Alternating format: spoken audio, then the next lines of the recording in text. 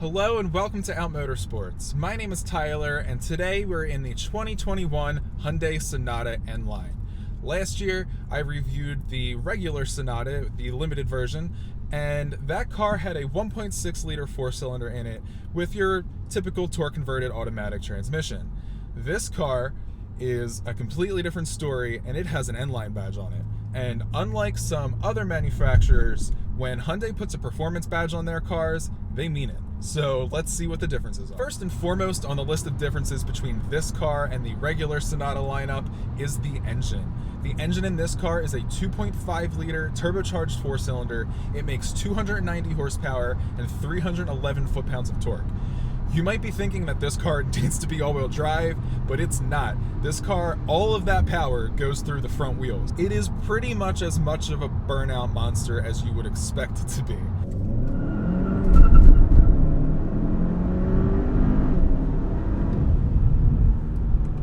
That 4-cylinder turbo is mated to a 8-speed wet clutch, double clutch transmission. So that is the same design type of dual clutch as the DSG and the Porsche PDK. So the hardware under this car is pretty legitimate. The one thing that it is missing is a limited slip differential, but the regular Sonatas didn't come with a limited slip differential either. This car would most definitely benefit from one because 300 horsepower on regular all seasons is a lot to be putting through the front wheels. However, when you're accelerating and you are really pushing this dual clutch transmission, whether it's out of the turns or just a launch from wherever you happen to be, this car also has launch control, so it will do a launch, but this transmission just fires off shifts. It's at 90% as good as a torque converted automatic around town, but you get all the performance and it's great, honestly. It almost makes this car. When you pair it with an engine that makes this much power and torque, more specifically, this engine pulls. And with a steering rack that's this responsive and this natural feeling, it just winds up becoming this great package that you just would not expect to be so good.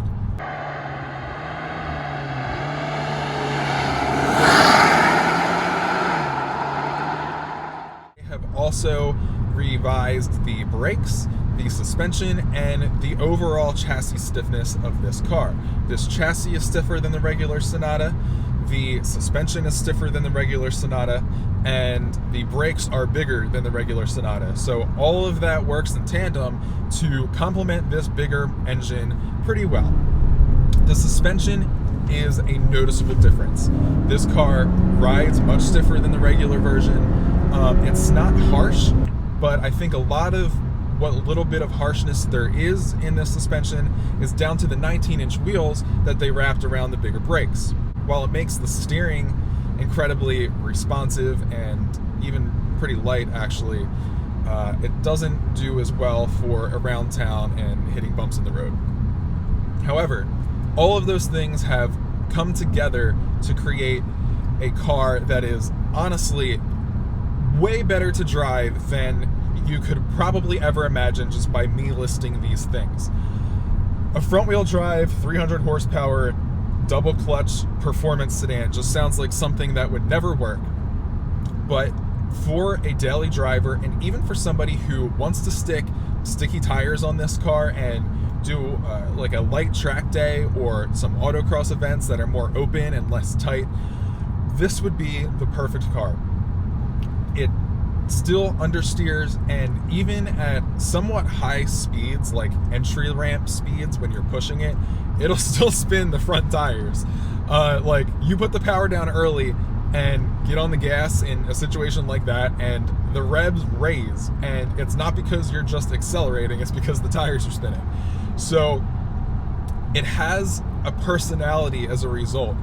You can't take it too seriously because it doesn't have that front limited slip diff. And I don't know if that was a cost-cutting thing or if that was just a conscious decision, because this car already starts at $33,000, and you might think that that's a lot, but honestly, for what you get, it's a bargain in my mind. So in addition to the suspension and the engine upgrades, they've also done a lot to the interior of this car. Like I said, this is an 8-speed wet clutch, double clutch transmission. You don't have your typical handheld shifter. This still has the button shifters that I talked about last year in the 1.6 model. However, the steering wheel is different. So the steering wheel is the same layout. It's still the same 4-spoke that I actually really like.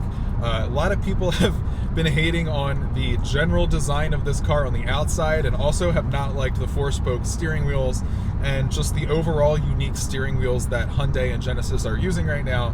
But I think they're ergonomic, I think they're different, and I like it, to be honest with you. The seats, I don't know if you can see behind me, but these seats have N-Line stitching on them in the back, and they are this Alcantara and leather combination seat with some nice bolsters, and they are incredibly comfortable. They're also heated. I don't think they're cooled. We'll literally double check right now. Yes, they're not cooled, but they're incredibly comfortable. I'm actually driving from DC back to Philly right now, and I already did this trip once from Philly to DC, and this car cruises just fine. Another thing that I should mention, because I'm using it right now, is the driver assistance features on this car. It's the same as the other Hyundai and Genesis products that we have been testing, and it's just as good here. It only got lost or stopped picking up on a lane in like torrential downpours at night on my way here, and sometimes on some very light concrete roads with some faded white lines, it wouldn't pick up on it. But otherwise, this system is fantastic. It's incredibly easy to use, and it functions great as well. As far as this car's competition is concerned, that is kind of in this class of its own. The most direct competition I can think of is the Honda Accord 2.0 Sport, but it's sportier than that. It's a step above. This transmission is better, the suspension is better, and it's the more performance-oriented, enthusiast-oriented option in this segment. I think it's the most performance-oriented. This is still a Sonata. It has a Sonata badge on it. That is one of the biggest upsides of this car, is that you get this dual clutch transmission that shifts so great with this crazy torquey and powerful engine that just revs all the way to red line and doesn't really ever give up.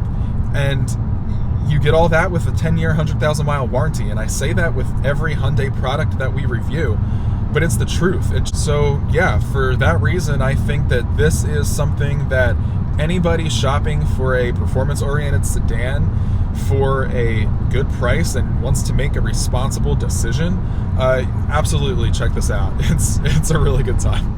As always, thank you so much for watching. Thank you, Hyundai, for the loan for the week. Please don't forget to subscribe. Check us out on Facebook, Instagram, and outmotorsports.com, and we'll see you next time.